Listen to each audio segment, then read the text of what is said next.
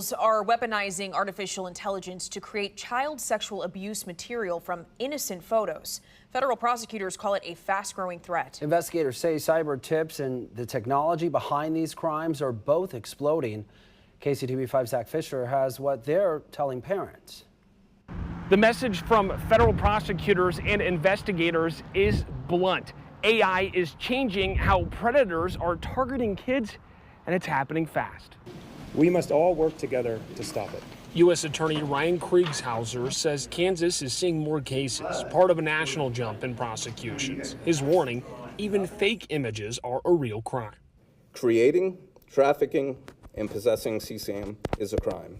Investigators say the numbers are staggering. In 2014, the Kansas Internet Crimes Against Children Task Force received about 643 cyber tips. Last year, it was more than 11,000. If you think of the amount of data that takes when an image is just a 15-second video or a JPEG image, it's a huge problem.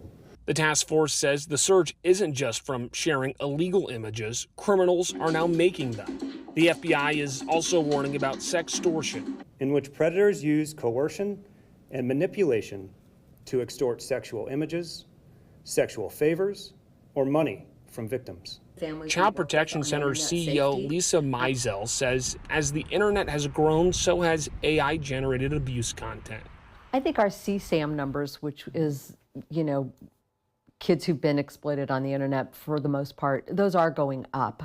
The Child Protection Center conducts forensic interviews for abuse victims and offers therapy for children and families.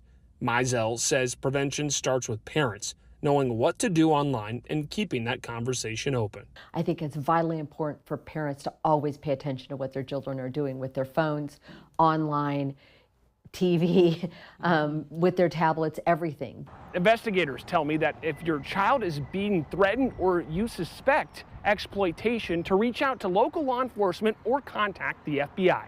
In Kansas City, Kansas, Zach Fisher, KCTV 5 News.